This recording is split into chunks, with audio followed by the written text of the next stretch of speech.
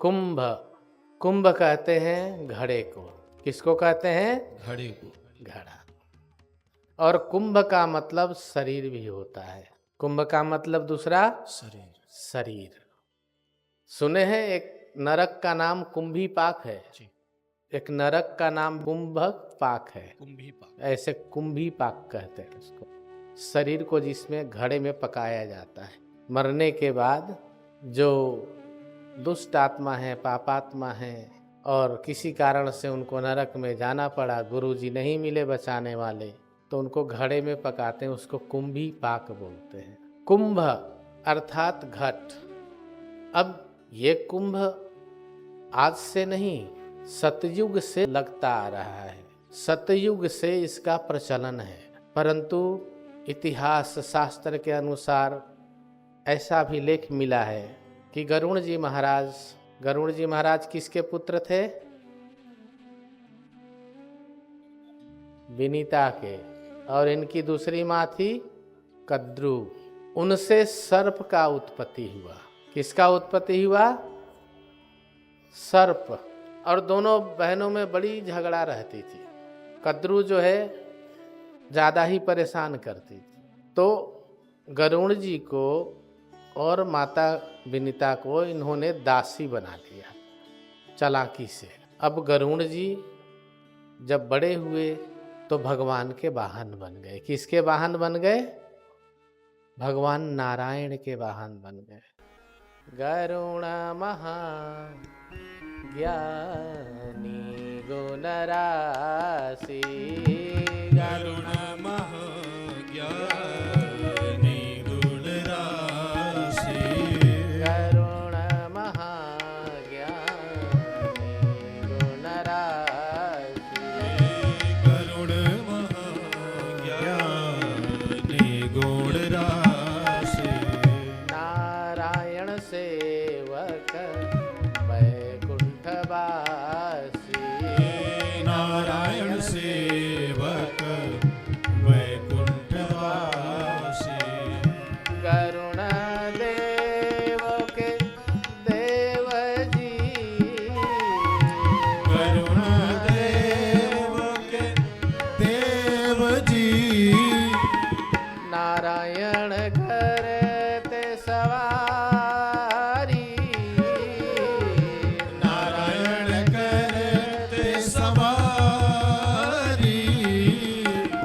जिनके पंख से वेद ध्वनि निकले, जिनके पंख से वेद ध्वनि निकले।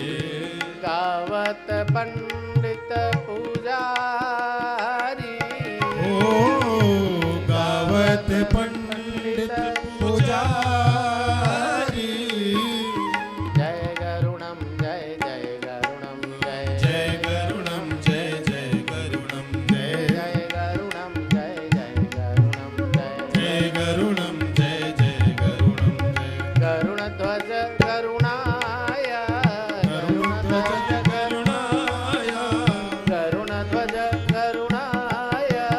गरुण ध्वज करुणाय। नमो नारायण नमो नारायण नमो नारायण नमो नारायण। नमो नारायण नमो नारायण। नमो नारायण नमो नारायण। नमो नमो गरुणाय। नमो नमो गरुणाय। नमो नमो गरुणाय। नमो नमो गरुणाय।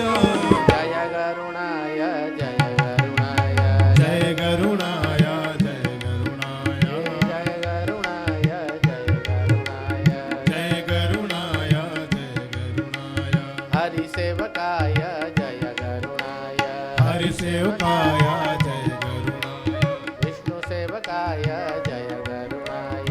विष्णु सेवकाय जय जय जय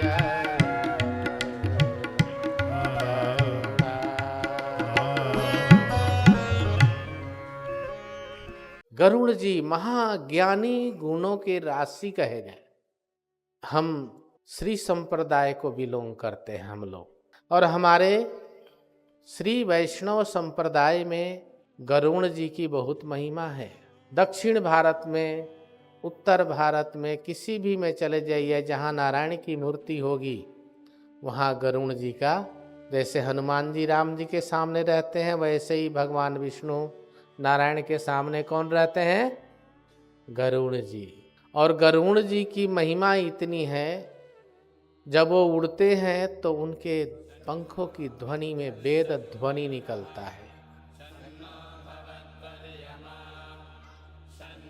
उस समय भगवान उनके ऊपर विराज करके नेत्र बंद करके उन ध्वनियों को सुनते हैं। अब कद्रू माता ने विनीता माता जी को दासी बना लिया था।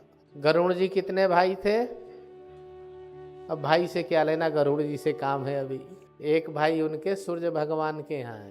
तो अब गरुड़ जी सर्पों से बोले कि भाई, हम तुम्हारे दासत्व से मुक्त होना चाहते हैं, तुम्हारी जो इच्छा हो हमसे मांग लो। सर्पों ने कहा, अच्छा, हमने भी सुना है तुम्हारा तो वैकुंठ में आना जाना हो गया है, तो ऐसा कर, हम लोग के लिए अमृत ला दे। क्या ला दे?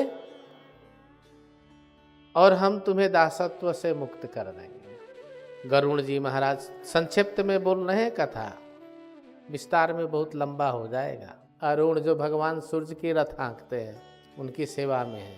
अरुण और गरुड़ दो भाई थे। जो अरुण थे, अंडे से जन्म हुआ था उनका, और वो अनमेच्योर रह गए तो भगवान सूर्य उनको अपना सारथी बना लिए। तो गरुड़ जी इंद्रदेव के पास गए, बोले हमें अमृत चाहिए। इंद्र बोले कि आपको अमृत की क्या जरूरत है, आप तो नारायण की सेवा में हैं। तो उन्होंने सारी बात बता दी। इंद्र देवता ने कहा कि अगर ये सर्प अमृत पी लेंगे तो फिर पूरे पृथ्वी पे त्रासदी ऐसे ही है तो और भी परेशान करेंगे। और ऐसे भी ब्रह्मा जी ने इनकी आयु 1000 साल की कर दी है। सर्प की आयु कितनी होती है? 1000 साल तक जीवित रहता है सर्प। अब गरुड़ जी बोले कि हमने तो बोल दिया है, क्या करें? इंद्र देवता बोले कि ठीक है, आप अपना काम करिएगा, मैं आपका सहयोग करूँगा। आप जहाँ जहाँ स्थान पे इनके मेन गढ़ है वहाँ ले जाकर के अमृत कलश को रख दीजिएगा। बोलिए, मैं दासत्व से मुक्त हुआ? हाँ, हो गए। और उतने में हम आके उठा लेंगे। योजना बनाई गई और ऐसा ही किया। तो ऐसा कहते हैं कि स्वर्ग से जब अमृत लेके आए तो पहला स्थान हरिद्वार में, दूसरा प्रयागराज, तीसरा उज्जैन और चौथा नासिक में घड़े को रखे। और उसके बाद इंद्र जो है उनको ले गए और दासत्व से गरुड़ जी मुक्त हो गए। तो जहाँ जहाँ घड़ा रखा गया वहाँ वहाँ थोड़ा बहुत अमृत छलक के जमीन पे गिरा।